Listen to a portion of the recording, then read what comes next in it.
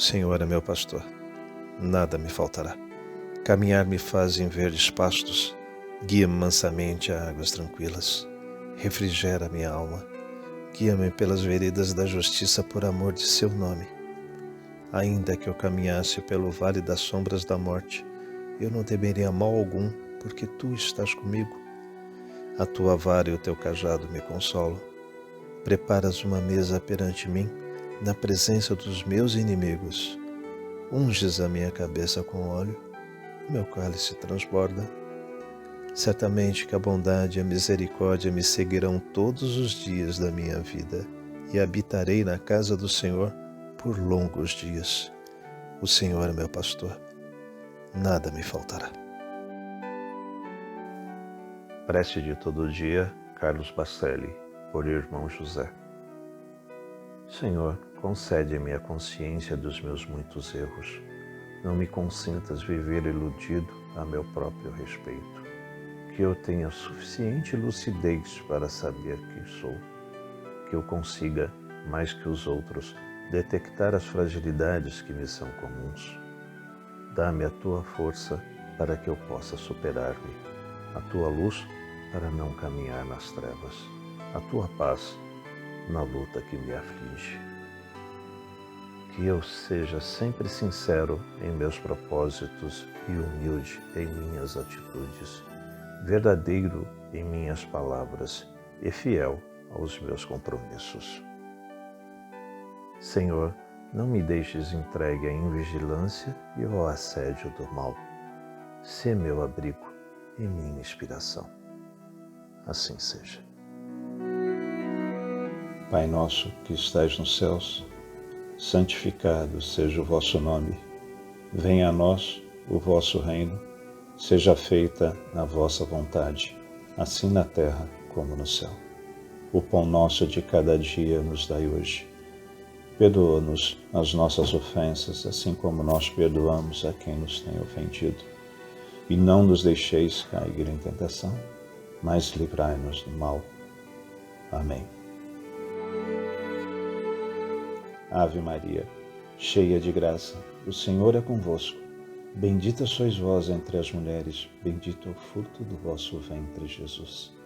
Santa Maria, Mãe de Jesus, rogai por nós, os pecadores, agora e na hora de nossa morte. Amém. Primeiramente, rendendo graças ao Pai, pedimos humildemente para que Ele possa nos potencializar, para conseguirmos elevar o nosso pensamento, a nossa frequência, para estarmos envoltos em Tua presença, Pai.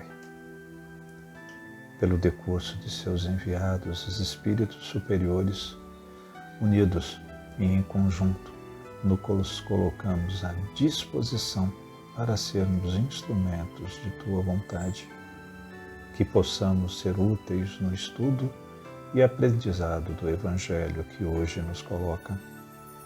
Pai, somos ainda muito pequeninos, mas desejosos de buscarmos o nosso melhoramento e nossa reforma íntima. Pela vossa misericórdia, te suplicamos auxílio para transmutarmos as pesadas energias que ainda nos prendem a este mundo de ilusão. Te pedimos forças para lutarmos contra as nossas imperfeições, humildade para enxergar os nossos erros e coragem para corrigi-los, e que aproveitemos as oportunidades que nos concede no presente para sanarmos o mal que fizemos no passado. Pela vossa bênção, de nos ter possibilitado o exercício diário do Teu reino em nós, somos desejosos de nos unificar a Ti, pois já nos ensinastes que Tu está em nós e em tudo se manifesta. Assim, nesse estado de espírito, nós saudamos a Trindade superior, Pai, Filho, Espírito incriado, e pedimos permissão para saudar toda a força que decanta de Ti, Pai, que trabalham no amor e no desenvolvimento. Assim, pedimos força aos orixás, campos de energia, de amor e atuação. Pedimos forças a Miguel Arcanjo e toda a corrente de angelicais do Senhor. Pedimos forças à corrente franciscana, essa corrente que nos ampara, nos auxilia, a Xangô, que nos fortalece e sustenta, e ao Caboclo Tupinambá, nosso guia-mestre, que tanto nos orienta. Pedimos ainda pela paz no mundo, paz entre povos e nações, governantes e governados, mas principalmente pela paz em nós, em nossos corações, e que possamos disseminá-la e promovê-la onde quer que nós estejamos. Pedimos pelos idosos que possam assisti-los, que possamos assisti-los, entendendo as suas necessidades e sua realidade, devolvendo um pouco do amor que com certeza tiveram para conosco. Pedimos pelas crianças para que possam viver em paz, que possam amar e serem amadas. Pedimos pelas crianças da creche Santa Clara, pelas pessoas que ajudam a creche Santa Clara e os projetos sociais de nossa querida CFA. Pedimos por todos os irmãos necessitados que se encontram em hospitais, manicômios, prisões, meio a guerras, conflito étnico ou qualquer outra situação de vulnerabilidade. Pedimos por todos os espíritos encarnados e desencarnados, cujos nomes nos vêm à cabeça nesse momento, rogando a Deus por cada um deles. Por fim, rendemos glória ao Espírito incriado, ao Pai, ao Filho, assim como é desde o princípio e sempre será. Amém.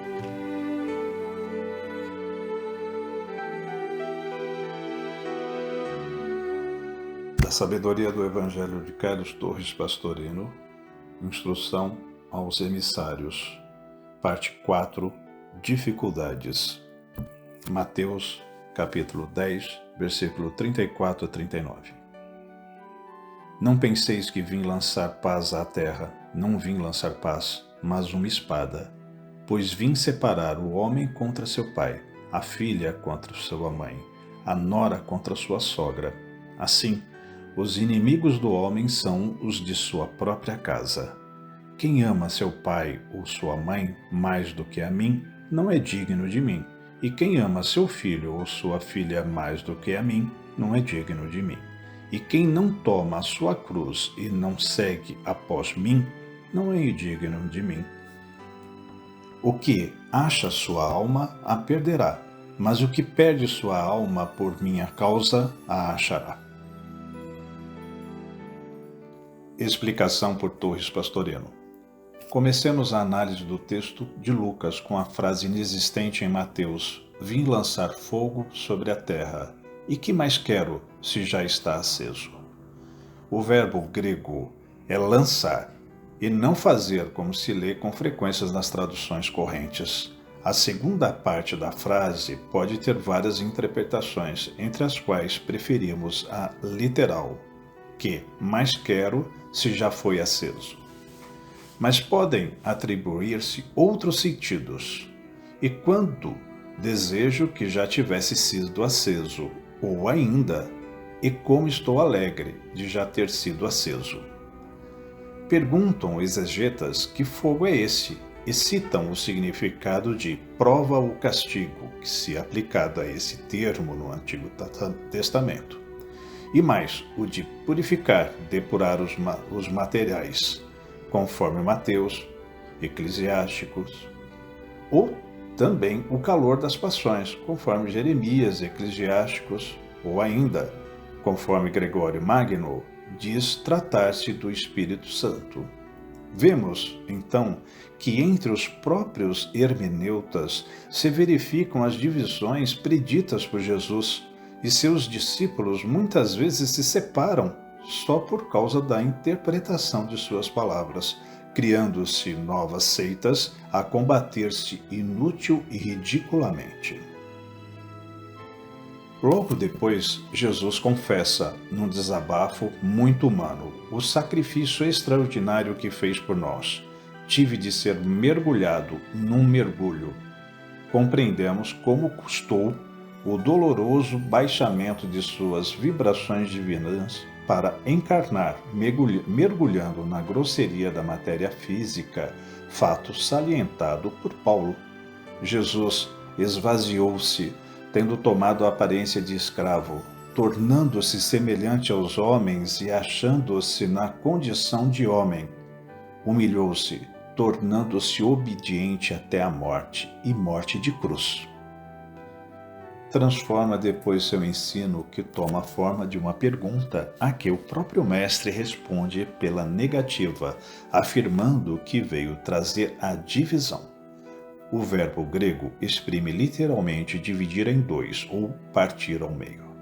Cita então um exemplo: uma casa de 5 pessoas, sendo 1 o pai, 2 a filha, 3 o filho casado, 4 sua esposa e 5 a mãe, que também é a sogra. Entre todos surgirão divisões e desacordo. Essas palavras encontram-se em Mateus, e de fato havia a crença de que, precedendo a vinda do Messias, haveria muitas dores e catástrofes, que em Mateus são ditas ódines. A doutrina pregada por Jesus torna-se, pois, a ocasião, embora não a causa, desses conflitos, que terminarão em perseguições violentas e sanguinárias, e os inimigos do homem são os de sua própria casa.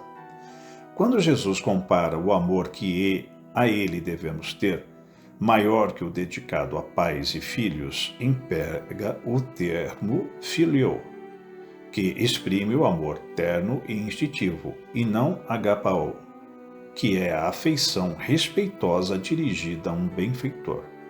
Entre os israelitas daquela época era comum ser o mestre colocado antes do pai. O pai nos colocou nesse mundo, mas o mestre que nos ensina a sabedoria nos dá a vida do outro mundo. A frase seguinte apresenta a maior dificuldade. A cruz constituía um suplício inflamante só aplicado a escravos e criminosos de baixo nível.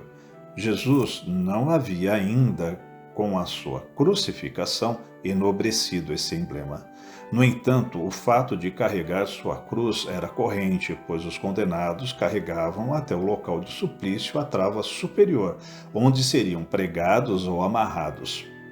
Uma vez presos a ele, era ele suspenso e pendurado nos postes, já permanentemente fincados no chão para este efeito. Realmente a metáfora carregar sua cruz para significar a aceitação da prova não parece na literatura rabínica, mas Cristo exige que seus discípulos que carreguem sua cruz e o sigam, literalmente sigam após mim, os caminhos como crucificados na carne, seguindo seu exemplo. Cristo adota o pensamento acrescentando uma condição taxativa: por minha causa, quem acha sua alma locupletando-a com as satisfações terrenas, sem cogitar do espírito, a perde. Mas quem, por causa do espírito, perde sua alma nas dores e dificuldades terrenas, a encontrará mais aperfeiçoada após transpassar o túnel estreito e se escuro do túmulo. Explicações esotéricas.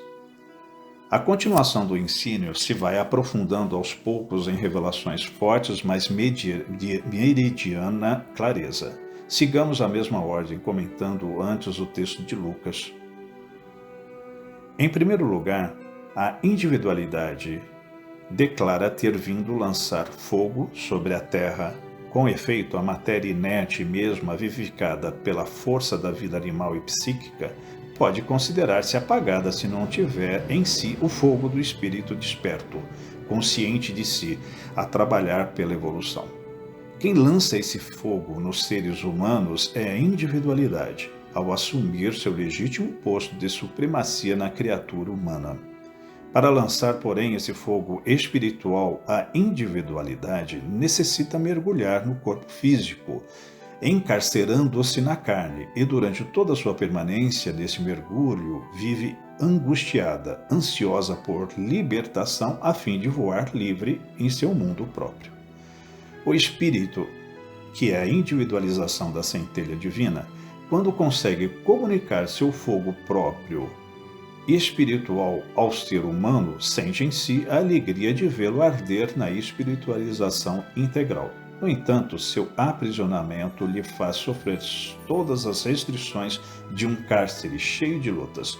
Com efeito, o domínio da individualidade numa criatura lança em lutas titânicas externas, embora garantindo sua paz interior inabalável. Mas a descida da individualidade traz não a paz à personalidade, mas a divisão em dois, a dicotomia entre matéria e espírito. Se bem que a matéria nada mais seja que a condensação, congelamento do espírito, ocorre que no momento de a individualidade assumir o comando, a personalidade adquire a consciência de uma dualidade, de nítida separação, com a característica de oposição entre espírito e matéria. Centenas e talvez milhares de autores já se referiram a essa luta entre esses dois polos opostos, positivo e negativo, sistema e antissistema, alma e corpo. Há, pois, razões poderosas de afirmar que, no mergulho da carne, a individualidade vem produzir de início a dicotomia, a separação, portanto, entre espírito e matéria. Essa divisão, todavia, não reside unicamente nas extremidades opostas, também os planos intermediários estarão sujeitos a ela. Assim, numa casa, ou seja, numa pessoa humana onde há 5 pessoas, a saber, o pai representando o espírito, a mãe a inteligência, o filho o corpo astral, com sua esposa o duplo etéreo, a filha a carne. A luta entre os elementos é grande e contínua. O pai, o espírito, quer impor-se ao filho, o corpo astral, emoções, mas a esta se opõe a ele a mãe, inteligência, que quer superar a filha, a carne, mas essa, a carne, se rebela e não quer obedecer a ela, vencendo-a com sono, o cansaço e etc. A sogra, ainda a inteligência, busca dominar a nora, as sensações físicas, mas essas são mais poderosas e levam de vencida a inteligência. Quem não conhece a dificuldade de inteligência desarraigar hábitos ou vícios como fumo, bebida, gula, preguiça, etc., ou os obstáculos causados à inteligência pela fadiga do corpo ou descontrole que o espírito sofre, perturbado pelas emoções da cólera, da raiva, do amor descontrolado, do ciúme e etc. Bem razão tem a individualidade de proclamar que não veio lançar a paz, mas a espada, e para isso os inimigos do homem são os de sua própria casa, isto é, as máximas lutas que uma criatura tem de enfrentar são realmente contra seus próprios veículos inferiores, que causam os maiores distúrbios e perturbações, obstáculos e embaraços na caminhada da senda evolutiva. Muito mais fácil derrotar um inimigo externo do que a si mesmo. Vencedor verdadeiro é o que vence a si mesmo. Lemos Algures. Indispensável, pois, harmonizar os veículos entre si e depois sintonizá-los com o espírito. Daí a conclusão: não é digno do espírito do Cristo interno quem mais ama seu pai ou sua mãe, seu filho ou sua filha.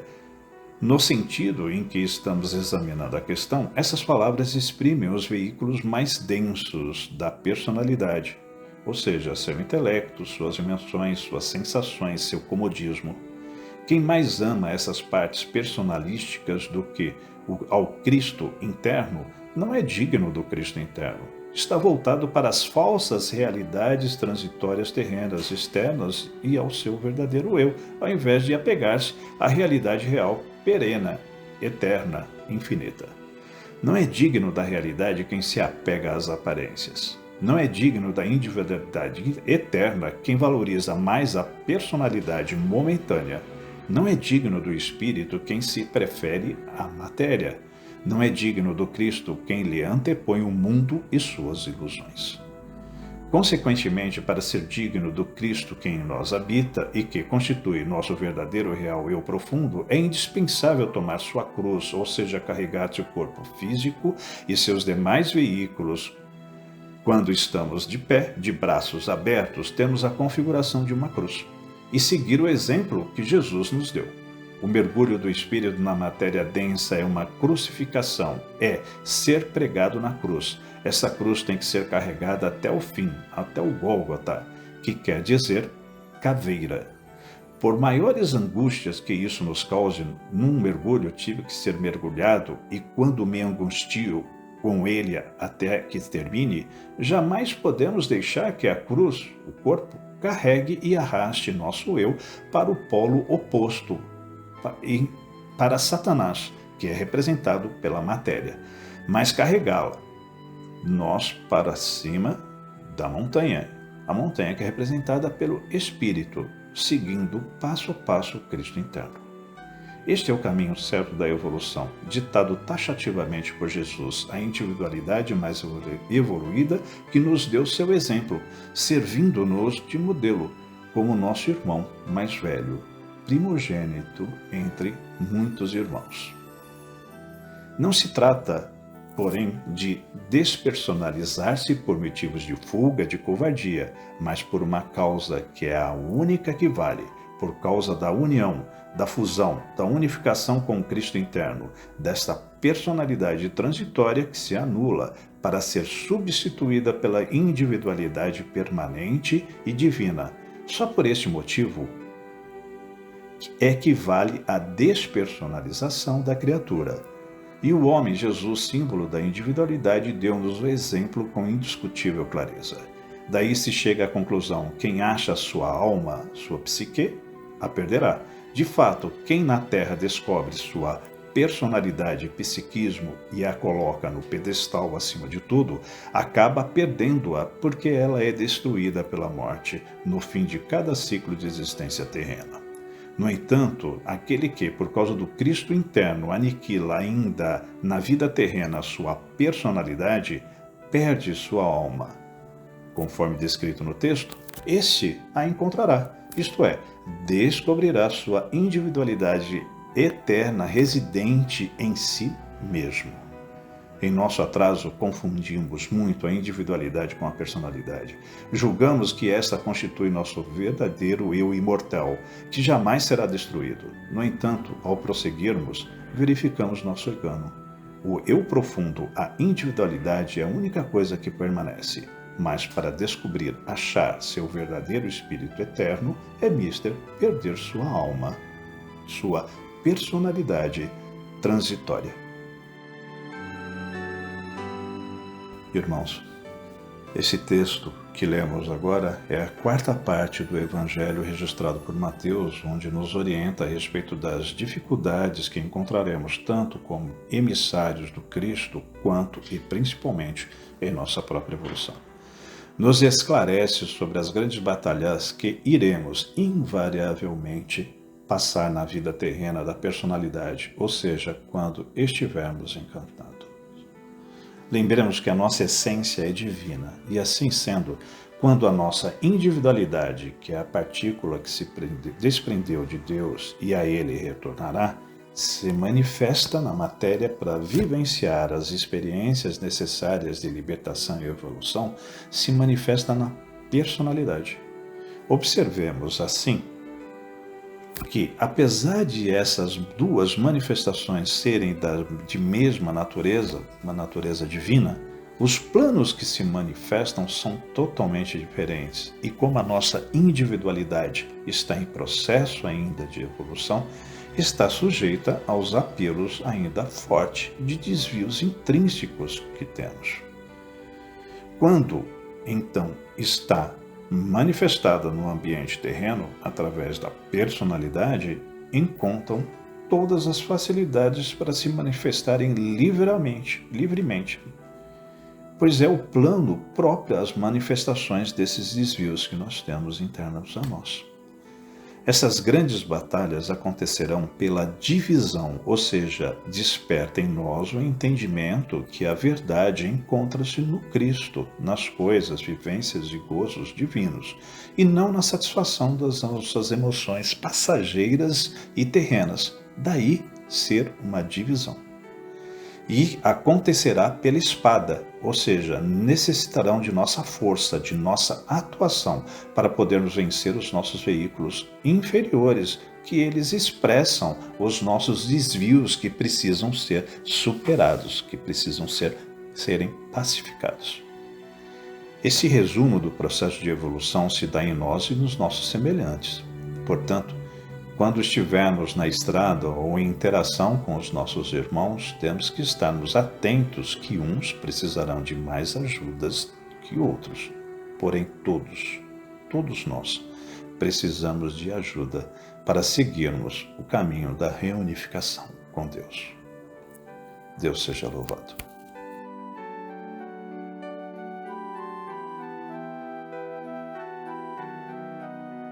Senhor, fazei-me instrumento de vossa paz.